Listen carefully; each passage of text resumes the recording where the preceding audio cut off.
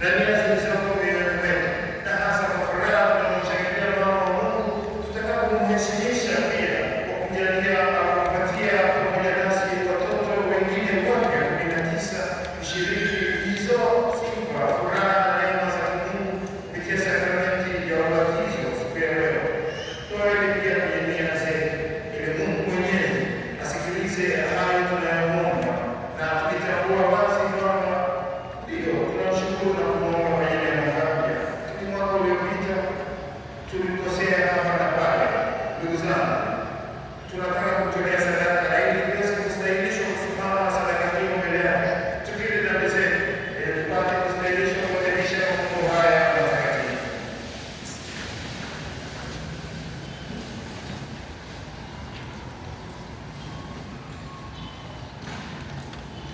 Na kumwamini Mungu Mwenyezi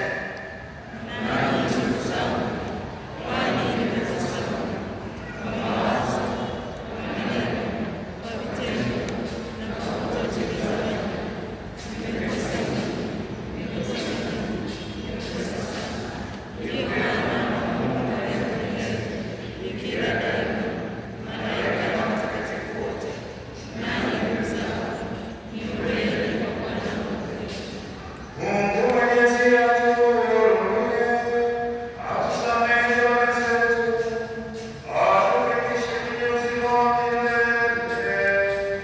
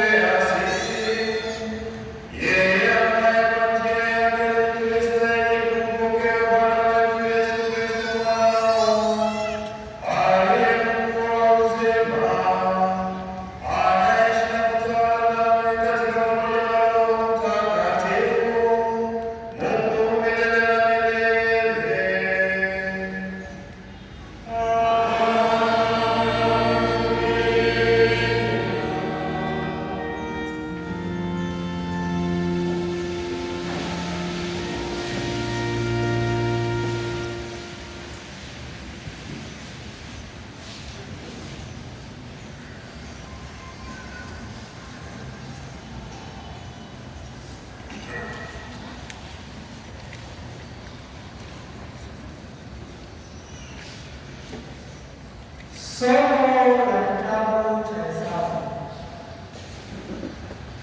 Bwana alinena na Musa na kumwambia,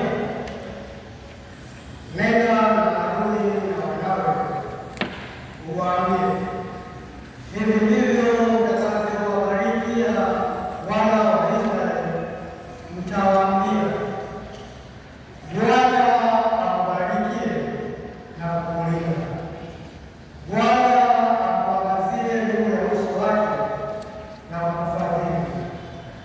Bwana akuinulie uso wake na kukupa amani. Ndivyo watakavyoweka jina langu juu ya wana wa Israeli, nami nitawabariki.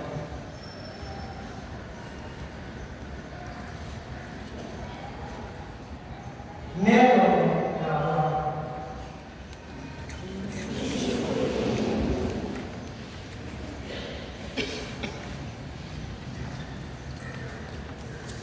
Wimbo wa katikati ni itikio: Mungu na atufadhili na kutubariki.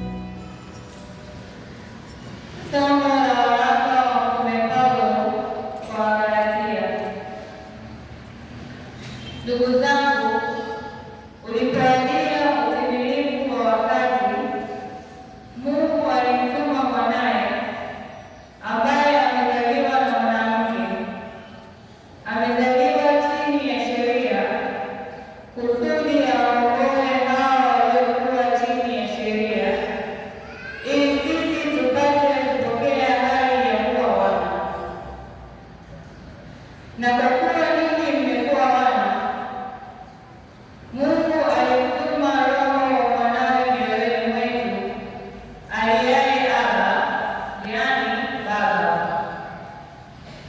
Kama nilivyo, wewe si mtumwa tena, bali yu mwana, na kama yu mwana, basi yu mrithi wa Mungu.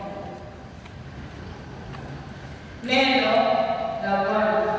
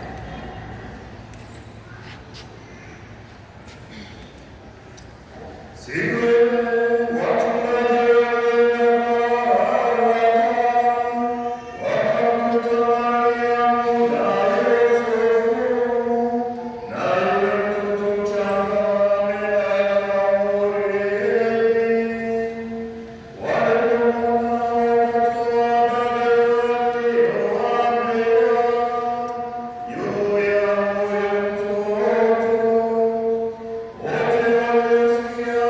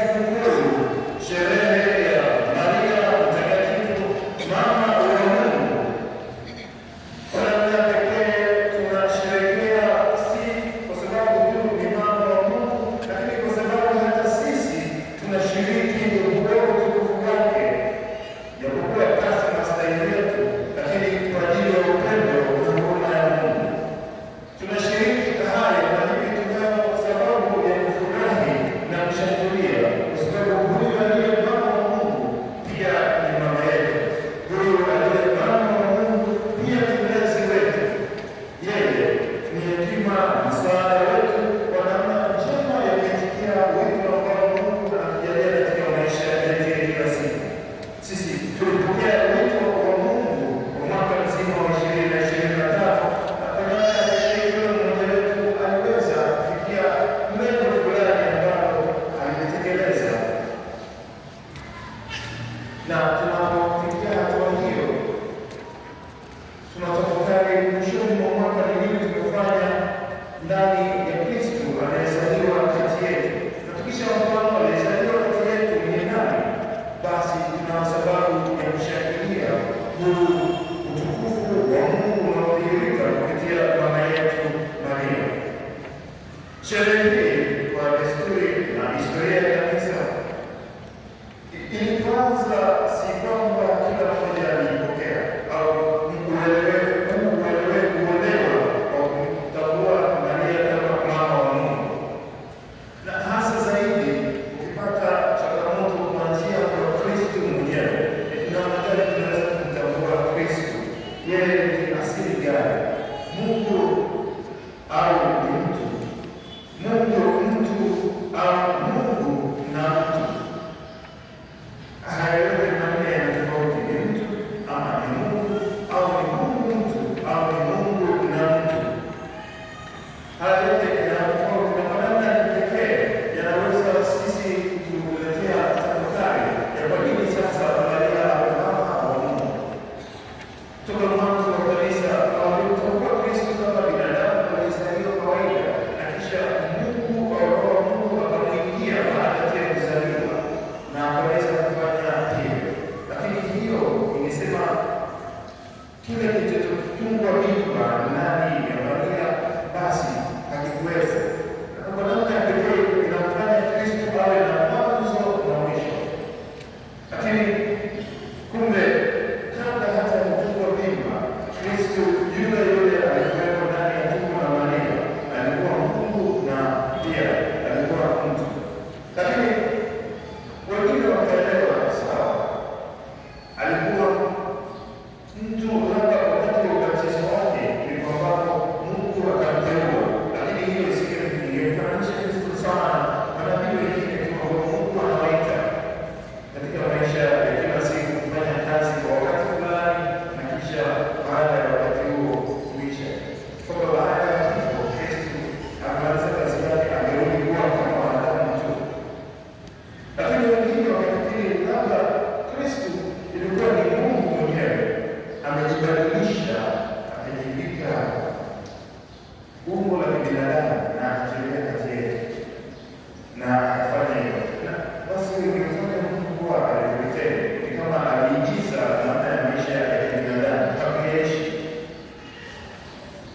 Lakini kumbe aliamua kuchukua udhaifu wa utumwa, na hivyo ndivyo hata utakaso wa Nisea ambao unakamilishia kanuni ya imani unakuja kutufungia kwamba huyu alikuwa sawa na Baba na sawa na Roho Mtakatifu, Mungu mmoja.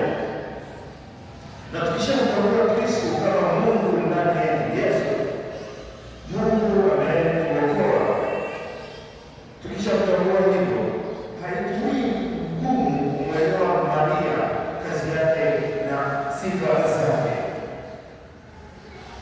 kwa sababu ikiwa kile alichokibeba tumboni mwake kwa muda wote huo miezi 9 na kisha akamlea Kristo mpaka Kristo anakuja kuondoka na kuanza kazi na shughuli ile ambayo utume, kama tunavyoweza kusoma kwenye maandiko ya miaka 30 alipata maisha ya mama yake, na mama Maria aliendelea kumlea, na wakati huu wote ule utukufu wa Kristo, utambulisho wa Kristo haukupotea, na Maria alitekeleza haya yote akiwa mama yake huyu ambaye kwetu sisi ni Mungu. Utasikia katika sala ya Ekaristi Takatifu sehemu ya kushirikiana kumtukuza huyu Maria ambaye kwa namna ya pekee amemzaa huyo Yesu ambaye ndiye Mungu.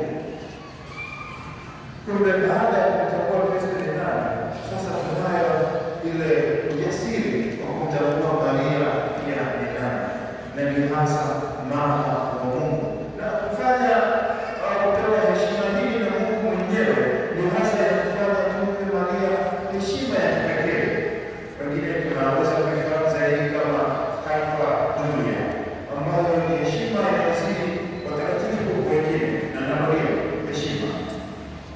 somo huu. Maria katika sifa na nyadhifa hiyo ambayo Mungu mwenyewe alipenda kumpa mwanadamu aliyekuwa sawa na sisi, lakini katika unyenyekevu wake na majitoleo kamili bila kujibakisha, ilimstahilisha kumbeba Mungu pamoja naye kuwa sehemu ya kwanza. Na sifa nyingine zote tunazoweza kuzitafakari kila tunaposali litania ya Mama Maria, nasi tukiwa tunamsherehekea Maria mama wa Mungu kwa namna ya kipekee, kwa sababu ya jukumu alilofanya ambalo nasi tunashirikishwa kulifanya katika maisha yetu ya kila siku, hasa tunapoendelea kusherehekea kipindi hichi cha Noeli. Tunataka kuwa mama wa Mungu na sisi pia katika nafasi zetu mbalimbali tunapomzaa mtoto Yesu katika maisha yetu. Tunamzaa mtoto Yesu kwa sababu Mungu, kama tunavyoona katika somo la kwanza, hatuachi, anatuangalia, anatugeuzia uso wake kutubariki, anatugeuzia uso wake kutulinda, kutujalia amani, kutupa jina lake sisi tulio watu wake. Na hivi tunayo sababu na uwezo wa kumzaa mtoto Yesu katika maisha yetu kwa njia ya huruma, kwa njia ya upendo, ushirikiano, kusameheana, kuvumiliana, na wakati mwingine katika matoleo yetu, hata katika shida ambazo tunapitia mbalimbali, namna tunazozipokea kudhihirisha kwamba Mungu yu ndani yetu.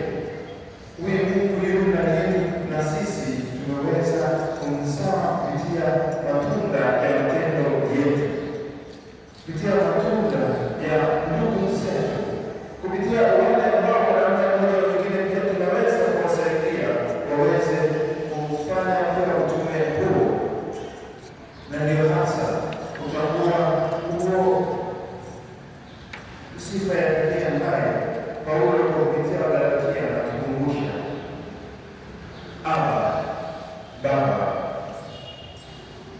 Ikiwa sasa tunaye Mama Maria, mama wa Mungu, na tunaye budi ya kusema baba yetu aliye mbinguni, kwa sababu ndiye baba yetu na tunajua na kupenda.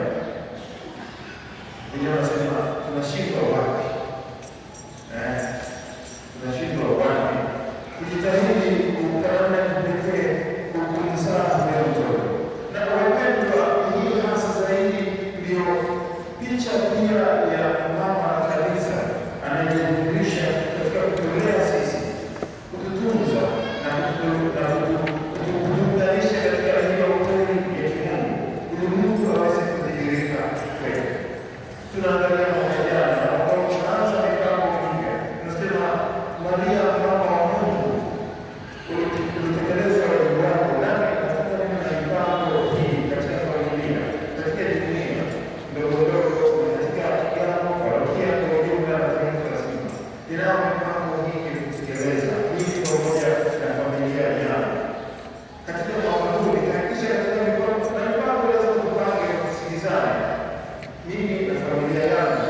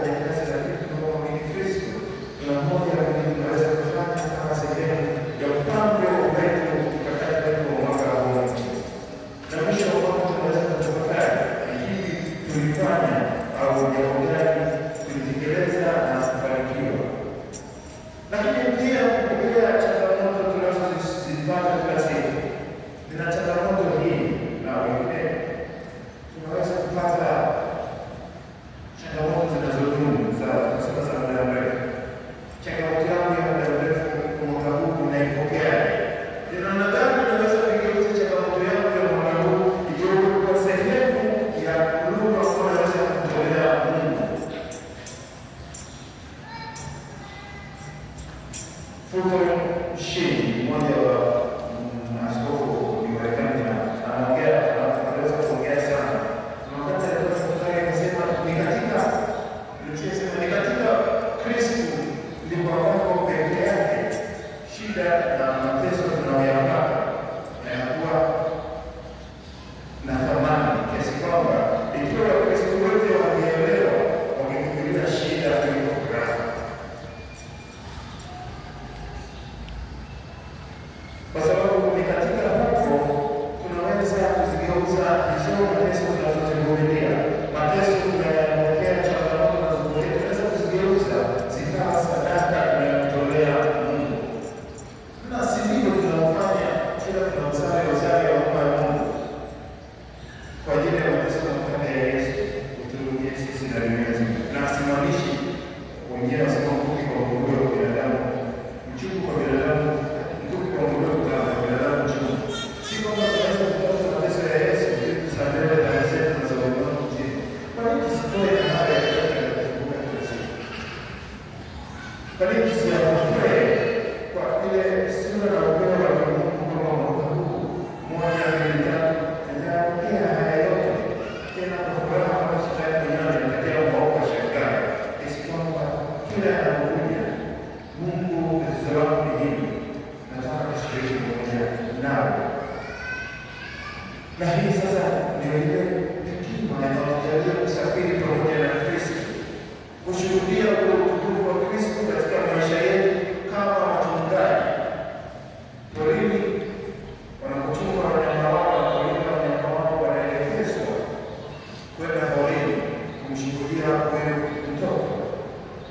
Sisi tunaweza kumshuhudia mtoto huyu katika maisha yetu, katika hizo changamoto zetu, katika haya mazingira ambayo wachungaji wanakuta kwenye sehemu ya zizi la ng'ombe, huo unyenyekevu wa hali ya chini ambao Mungu alikubali kumchukua kama sadaka kwa ajili ya ukombozi wetu.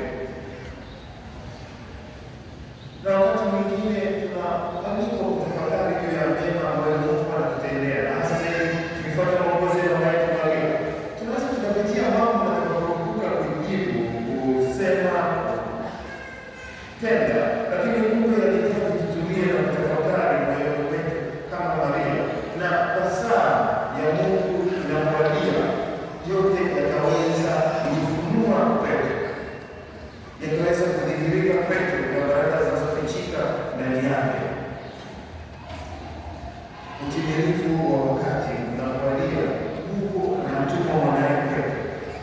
Na haya yote ambayo tunayapitia, tukitafakari ndani ya mioyo ya wale ndani yake kumweka Kristo, lazima tutaona faida. Tusihofu juu ya madhaifu yetu, kwa sababu ndani ya Kristo tunaweza kuyashinda.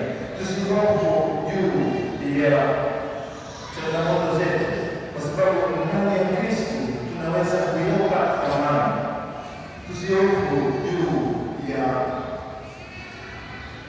identity yetu, ubinadamu wetu, kwa sababu kwa kupitia mama yetu Maria tumestahilishwa nasi kuwa wana wa Mungu anayekuja na kukaa nasi, yaani Emmanuel. Tumwombe Mungu tunapopokea Kristo, na hasa tunapoombea watoto watakaobatizwa leo kwa namna ya kipekee. Watoto hawa wamekuja kukumbusha ubatizo wetu na ule uhusiano wetu na Kristo. Mwaka huu tumuone Kristo. Ningetamanisha kusema au kuuliza, ni wakati mwaka jana tulimwona Kristo kwa macho yetu? Ni wakati tulimwona Kristo mwaka jana.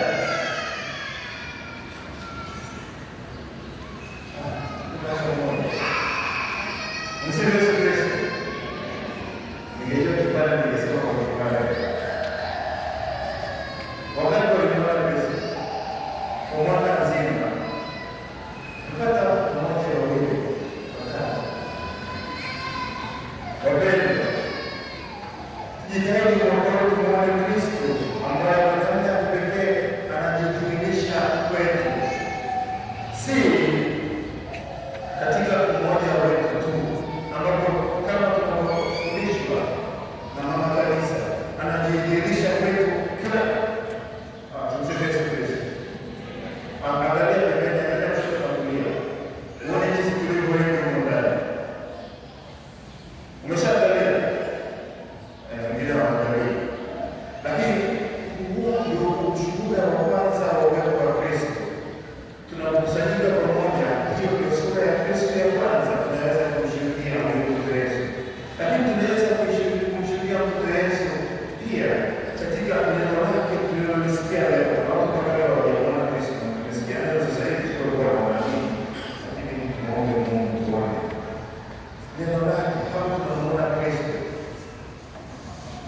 lakini tunamshuhudia Kristo kupitia Ekaristi Takatifu na wakati huo kuna sehemu ambazo kwenye Ekaristi Takatifu watakwambia naambiwa sema au some kwa maneno yanayosikika na kueleweka. Na anasema kwa wengine, tazama mwana kondoo wa Mungu. Na nasi tunasema kwa Mungu. Au tukiambiwa tazama, sisi tunaenda kwenye tazama ya Mungu. Tanzania, Zaire. Tazama Kristo. Na Kristo anakupa uhuru wa sisi kuona na nadhani tumuone. Tukiamua kuona mkate tu umetengenezwa na unga au dawa sawa. Tukiamua kuona zaidi katika maisha yetu tutamuona hivi. Na ndio maana anashuka kukaa nasi ili asije akaharibu ule uhuru wetu wa kujiachilia kumtazama. Tunamwona Kristo kupitia kuhani kila anapofanya hayo mageuzi. Sadaka ile takatifu. Tunazo namna hizi zote za kumwona Kristo. Na sasa kwa namna ya pekee katika utoto wa Roho Mtakatifu, kila tunapoenda kutembelea pango la kuzaliwa mtoto Yesu, tunapata ushuhuda huo wa Kristo ndani ya maisha yetu. Tumwombe Mungu kweli atujalie tunapomsherehekea mama huyu tuwe watoto wake tunaostahilishwa na tunaojistahili kusema bila mashaka kwamba tu watoto wake, katika kusema kwa matendo yetu, maneno, mawazo na pasi kukata tamaa. Tuombeane ili tunapokuwa watoto wake na kufundisha na mfano wa watoto tutakaobatizwa leo, tukumbuke hali zetu za ubatizo na tuwasaidie hawa watoto wao kwa mfano na maisha yetu, ili wao nao wafurahie kuona watu tunachowachagulia leo ni kitu kilicho bora na si kile ambacho sisi wenyewe tumekichoka.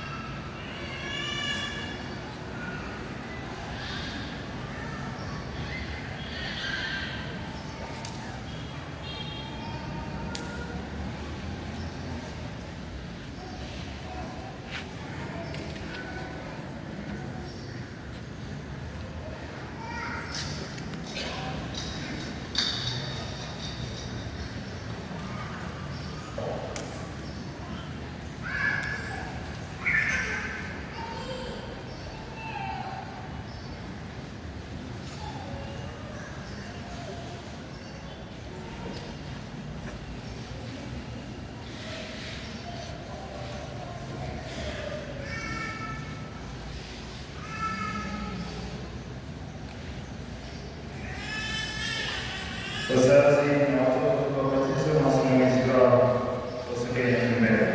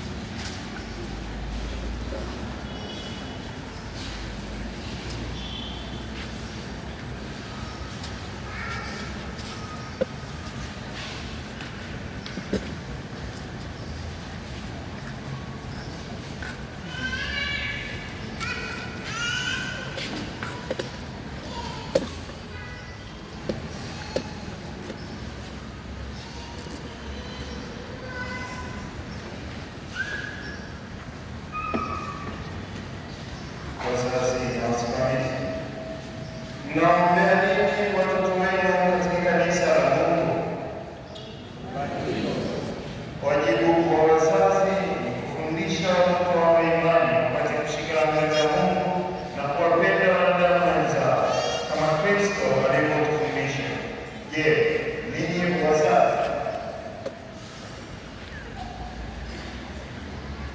mwafahamu wajibu huo?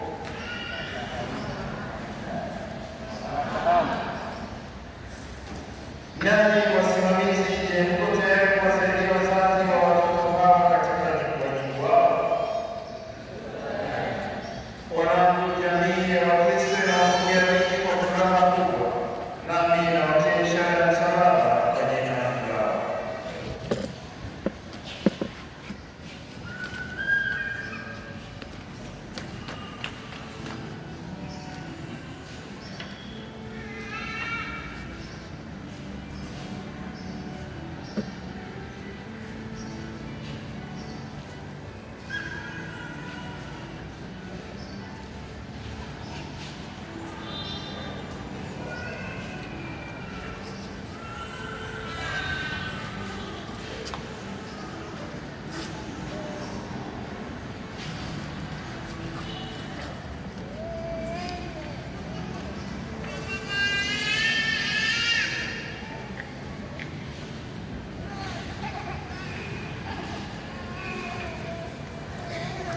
Nanyi wazazi na wasimamizi, watieni watoto wenu ishara ya msalaba katika Wakristo katika hali ya rasmi.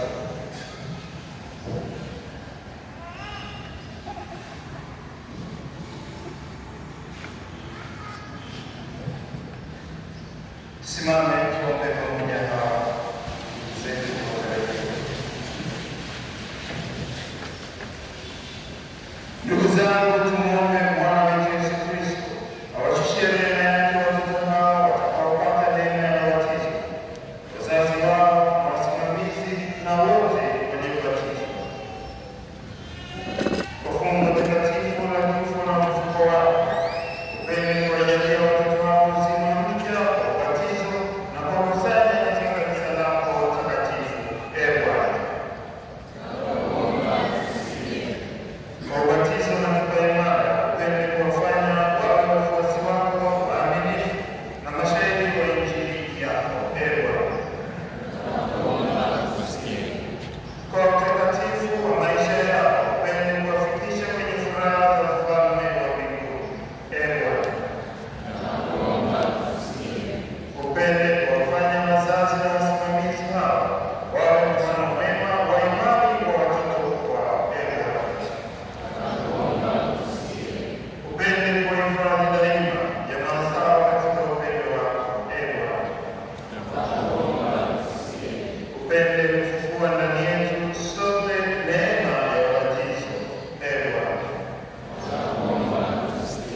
Maria Mtakatifu, mama wa Mungu, Mtakatifu Yosefu, Mtakatifu Yohane Mbatizaji, Mtakatifu Petro na Paulo, Mtakatifu Alison, Mtakatifu Agnesi, Mtakatifu Ale, Mtakatifu Angela, Mtakatifu Audrey, Mtakatifu Christolin, Mtakatifu Daniela, Mtakatifu David, Mtakatifu Harrison, Mtakatifu Enoch, Mtakatifu Jared, Mtakatifu Jennifer, Mtakatifu Joan, Mtakatifu Marcel, Mtakatifu Nathan, Mtakatifu Precious, Mtakatifu Rita, Mtakatifu Robert, Mtakatifu Trinity, watakatifu wote wa Mungu.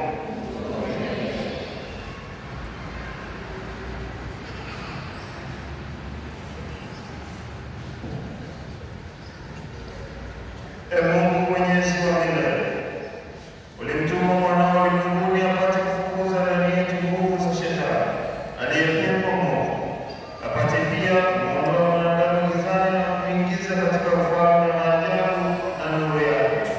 Tukuomba kwa unyenyekevu ili watoto hao watakaoondolewa dhambi ya asili wafanye hekalu la utukufu wako, naye Roho Mtakatifu apende kukaa ndani yao kwa njia ya Kristo Bwana wetu. Iwakinge nguvu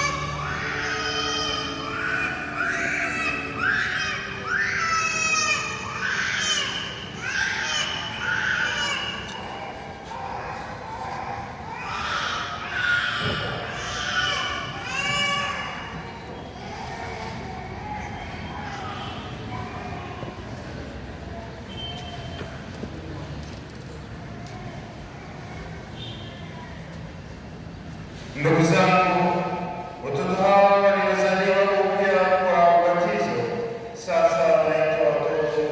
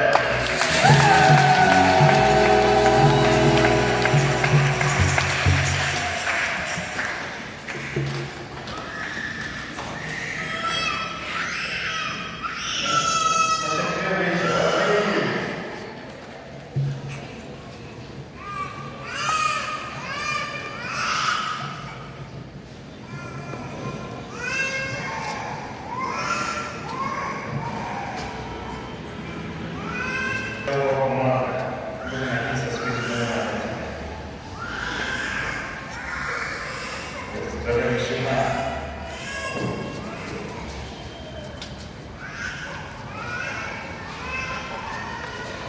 Watoto wamekuwa viumbe vipya na kumvaa Kristo. Nguo nyeupe ni ishara ya cheo chao, nao wakisaidiwa kwa maneno na mifano ya jirani zao, wakaifikishe safi katika uzima wa milele mbinguni.